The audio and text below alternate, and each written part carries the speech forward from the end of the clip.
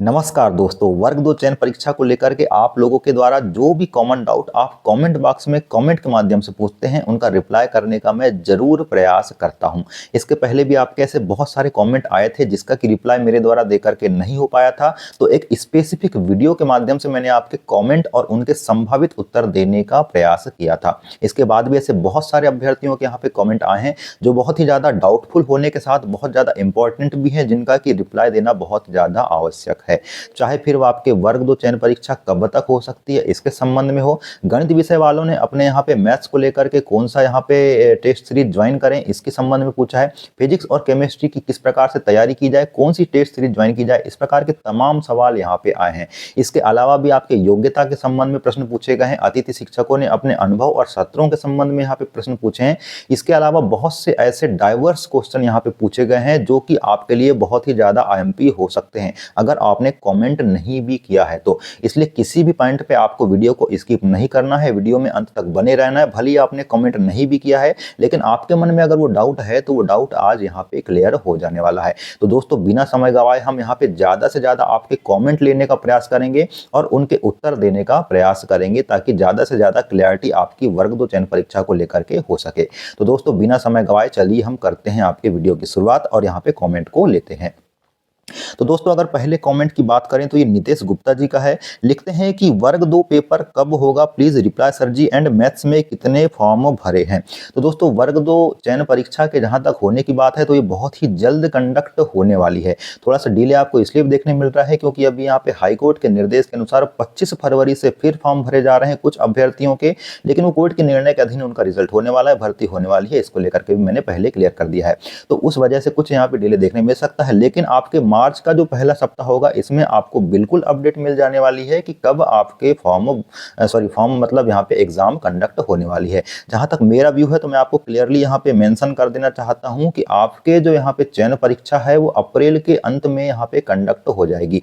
क्यों? क्योंकि ईएसबी को मात्र केवल 10 दिन चाहिए आपकी परीक्षा कंडक्ट करवाने के लिए, और वो किसी भी बिजी शेड्यूल से 10 दिन निकाल करके आपकी परीक्षा कंडक्ट करवा लेगी। क्यों? क्योंकि अगर फॉर्म भरे गए हैं तो परीक्षा होने में ज्यादा डिले ईएसबी कभी नहीं करता है। इस बात को अभी से ध्यान रखें और सीरियसनेस के साथ यहाँ पे तैयारी करें। किसी भी प्रकार की शिथिलता आपको यहाँ पे भविष्य में अंधकार के गर्त में डाल सकती है, इसको लेकर के मैं पहले बता देना चाह रहा हूँ।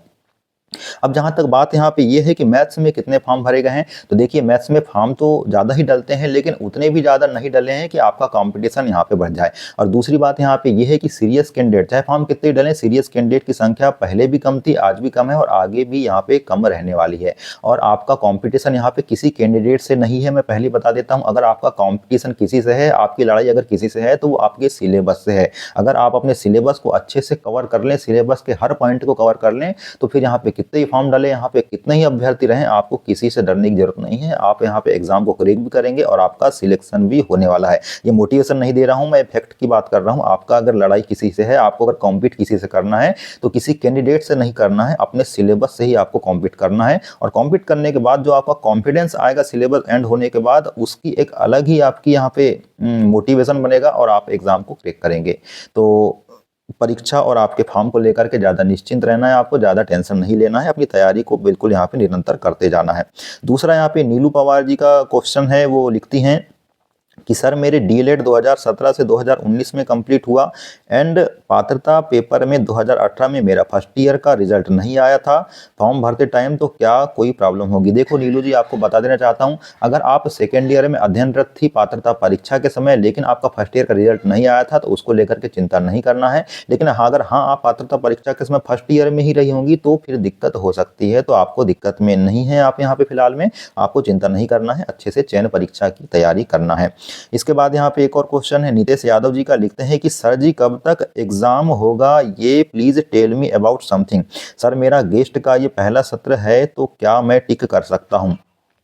तो यादव जी, एग्जाम के संबंध में तो मैंने आपको बता दिया कि मात्र 1.5 महीने के अंदर अंदर आपकी एग्जाम कंडक्ट ईएसबी करवा लेगा। जहां तक बात यह है कि आपका गेस्ट का पहला सत्र है तो आप टिक कर सकते हैं क्या, तो बिल्कुल आप टिक नहीं कर सकते। हाँ, अगर आपका ये अंतिम सत्र रहता, मतलब तीसरा सत्र रहता, तो डेफिनेटली आप यहाँ पे गेस्ट में टिक कर सकते थे, लेकिन फिलहाल में आप यहाँ पे फर्स्ट ईयर होने की वजह से टिक नहीं कर सकते हैं। इसके बाद अगला कॉमेंट लेंगे हम अभिराज सिंह सोलंकी जी का। वो लिखते हैं कि सर मैंने ग्रेजुएशन में BCA किया है और मेरा वर्ग 2 पात्रता परीक्षा मैथ्स से क्लियर है, क्या मैं वर्ग 2 चयन परीक्षा दे सकती हूँ मैथ्स सब्जेक्ट से? देखिए अभिराज सिंह जी, मैं आपको बता देना चाहता हूं कि आपने बीसीए यानी कि बैचलर ऑफ कंप्यूटर एप्लीकेशन किया है, जिसमें कि आपके कंप्यूटर के सब्जेक्ट होते हैं, कुछ लैंग्वेजेस भी होती है। लेकिन अगर आपका मैथ्स सब्जेक्ट वहां पे नहीं है और मैथ्स के अलावा भी आपका फिजिक्स या केमिस्ट्री में से कोई एक सब्जेक्ट नहीं है, तो अगर आपने पात्रता परीक्षा मैथ्स से क्वालिफाई कर भी लिया है तो आप चयन परीक्षा नहीं दे पाएंगे। और चयन परीक्षा अगर आप देख भी पाएंगे और मेरिट में आ भी पाएंगे तो उसके बाद आपको यहाँ पे बाहर करने की पूरी संभावना है, क्योंकि आपका मैथ्स के साथ फिजिक्स या केमिस्ट्री में से कोई एक सब्जेक्ट होना चाहिए। तो आप पहले तो ये देख लीजिए कि बीसीए में आपके फिजिक्स या केमिस्ट्री में से कोई एक सब्जेक्ट है क्या मैथ्स सब्जेक्ट के साथ। क्यों? क्योंकि बीसीए जो है ये पूरी तरह से कंप्यूटर बेस्ड कोर्स होता है, कंप्यूटर बेस्ड आपका ग्रेजुएशन होता है।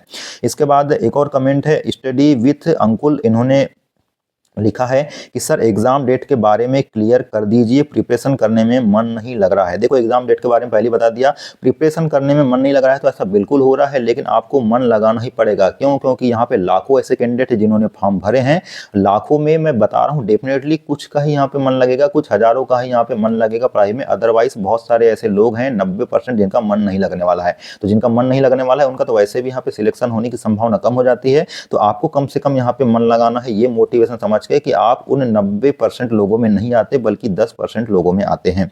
तो कुछ भी ऐसा मोटिवेशन आपको रखना ही पड़ेगा और मन लगाना ही पड़ेगा। कमेंट को पूरा कर लेते हैं। प्लीज सर क्लियर डेट के बारे में पता करके बता दीजिए। देखिए क्लियर डेट के बारे में पता करके हम जरूर बता देंगे, लेकिन अभी फिलहाल में कोई भी भविष्यवाणी नहीं कर सकता कि आपकी वर्ग 2 की जो चयन परीक्षा है वो कब से कंडक्ट करा ली जाएगी। ये केवल ईएसबी के अधिकारी जानते हैं, किसी भी प्रकार से बाहरी कोई आदमी आपको नहीं बता सकता। हाँ, लेकिन एक प्रकार का प्रेडिक्शन यानी कि संभावना जरूर बताई जा सकती है, जिसके बारे में मैं आपको बता रहा हूँ कि परीक्षा ज्यादा डिले नहीं होने वाली है। मार्च के पहले सप्ताह में अपडेट मिल जाएगी और अप्रैल के अंत तक परीक्षा कंडक्ट होती दिखने वाली है। बहुत सारे ऐसे कमेंट यहाँ पे आ रहे हैं। एक कमेंट और आया है, नाम तो यहाँ पे मेंशन नहीं है। सर जो अभ्यर्थी 40% 50% को लेकर कोर्ट केस गए उनके लिए लिंक ओपन है, वो पात्रता पास 59% में चयन फॉर्म भर सकते हैं और जो कोर्ट नहीं पहुंच पाए वो फॉर्म कैसे भरें? सबके लिए नियम एक होना चाहिए।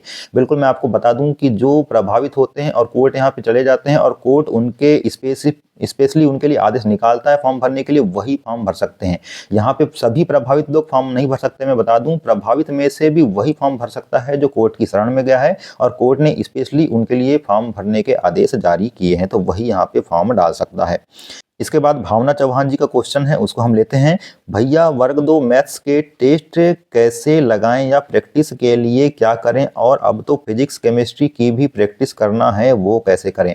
तो भावना चौहान जी मैं आपको बता देना चाहता हूं कि आपके वर्ग 2 का जो सिलेबस है उसमें 9वीं और 10वीं तो है ही, इसके अलावा 11वीं और 12वीं का भी पोर्शन है, चाहे वो फिजिक्स की बात करें, केमिस्ट्री की बात करें या आपके मैथ सब्जेक्ट की बात करें। तो आप अगर यहाँ पे पढ़ रहे हैं एनसीईआरटी से, तो एनसीईआरटी की जो एक्सरसाइज होती है उस एक्सरसाइज के आपको क्वेश्चन सॉल्व करके देखना है, अगर मैथ्स की बात है। इसके अलावा आपके बहुत सारे ऐसे विविध प्रश्न होते हैं फिजिक्स और केमिस्ट्री में भी, जिनको कि आपको सॉल्व करके देखना है, जो आपके न्यूमेरिकल बेस्ड क्वेश्चन है। आपको न्यूमेरिकल बेस्ड क्वेश्चन को यहाँ पे बना करके देखना है, जिससे कि आपकी प्रैक्टिस ज्यादा से ज्यादा हो सके। अगर मैथ्स की बात करें तो मैथ्स के लिए भी आपको प्रश्नावली को सॉल्व करना है। यहाँ पे 11वीं और 12वीं की जो बुक होती है आपकी एनसीईआरटी की, उसकी प्रश्नावली को सॉल्व करना है, उसके जो ऑब्जेक्टिव यानी मल्टीपल टाइप क्वेश्चन है उसको सॉल्व करके देखना है। इसके अलावा भी बहुत सारे ऐसे यहाँ पे प्लेटफॉर्म है, बहुत सारे ऐसे कहने चाहिए कोचिंग संस्थान है जिनके द्वारा यहाँ पे टेस्ट सीरीज लॉन्च की गई है, उसको भी देखना है। अमित गौर जी का बता रहे हैं कैंडिडेट बहुत सारे, तो उनको भी आप देख लीजिए, उन्होंने जो टेस्ट सीरीज यहाँ पे लॉन्च की है, जो पढ़ा रहे हैं उसके संबंध में, और बहुत सारे ऐसी चीजें हैं जिनको आप देख सकते हैं। मैं स्पेसिफिक किसी का यहाँ पे प्रमोशन बिल्कुल नहीं कर रहा हूँ। इसके बाद यहाँ पे दिया सेन जी का क्वेश्चन है, सर एग्जाम कब तक होगा? अगले जन्म तक तो हो ही जाएगा ना? मतलब अगले जन्म, ये तो खैर थोड़ा पिंच किया है इन्होंने इस बी को, लेकिन एग्जाम जल्द से जल्द होगा, मैं आपको बता देना चाहता हूँ दिया सेन जी। और मैं आपको देखो एग्जाम को लेकर के बहुत सारे क्वेश्चन आए हैं कि एग्जाम कब तक होगा, क्योंकि सभी को यहाँ पे जानना है कि एग्जाम कब तक यहाँ पे कंडक्ट कराया जा सकता है।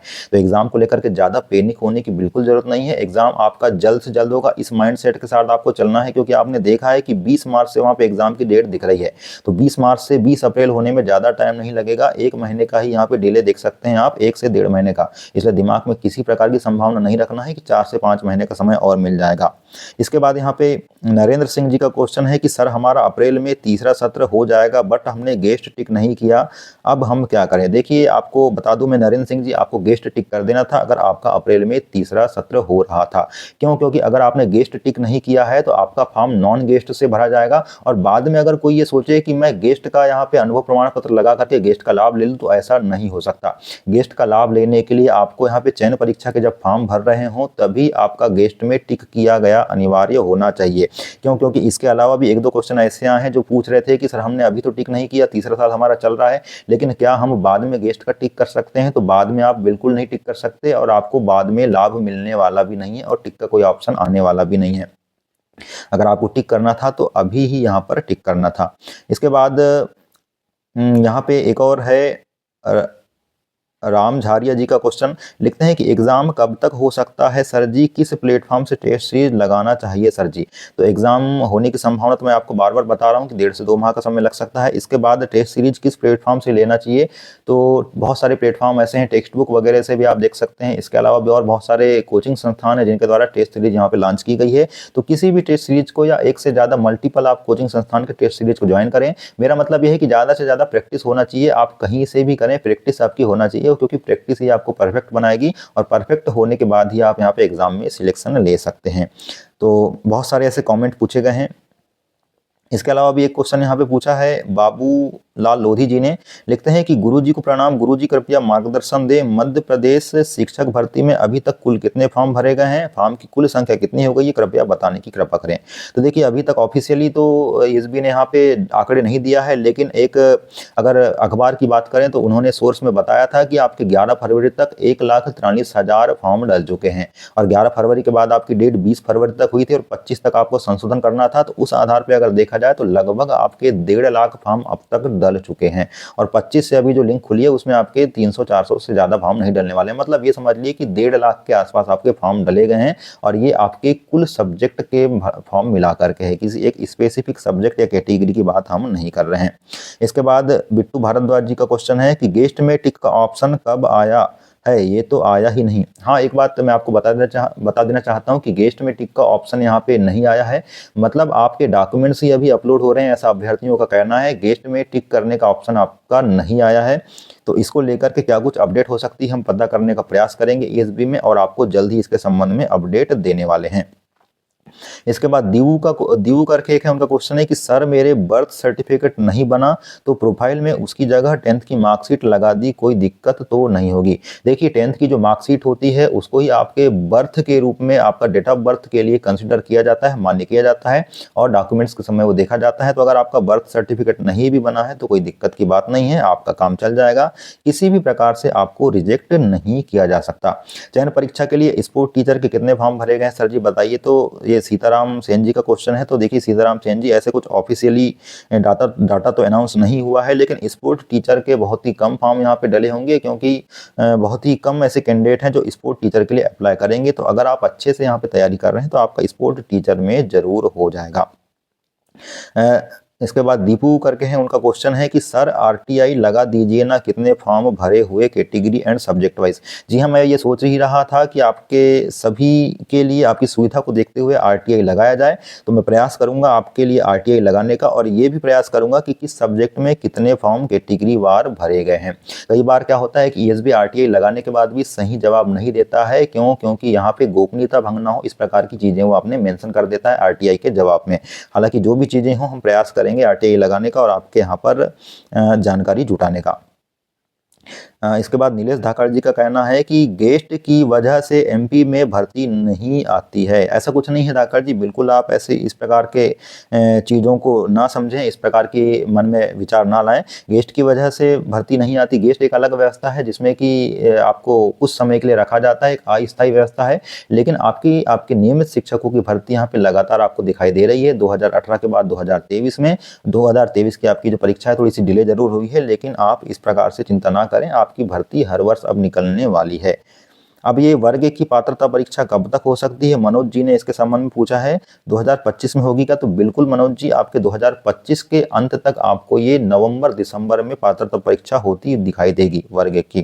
तो दोस्तों बहुत सारे ऐसे कमेंट है जिनका कि एक ही वीडियो के माध्यम से रिप्लाई हम नहीं दे सकते, क्योंकि उससे वीडियो बहुत ही ज़्यादा लंबा हो सकता है और आपके धैर्य की सीमा भी यहाँ पे समाप्त हो जाती है। इसलिए कुछ IMP जो आपके कमेंट हो सकते हैं उसको एक अगले वीडियो में हम यहाँ पे लेने का प्रयास करेंगे। तब तक आपके जो भी कमेंट हैं उसको आप कमेंट बॉक्स में यहाँ पे जरूर करिए। आपके जो भी डाउट हैं उसको कमेंट बॉक्स में करिए, उसका रिप्लाई देने का मैं जरूर प्रयास करूंगा। आगे भी इसी प्रकार की इन्फॉर्मेटिव वीडियो आपके सामने आती रहेगी। तब तक के लिए आपको चैनल को लाइक करना है, सब्सक्राइब करना है, शेयर करना है और ज़्यादा से ज़्यादा लोगों तक इस वीडियो को पहुंचाना है। आगे तक की जो भी अपडेट हो सकती है, तब तक के लिए नमस्कार।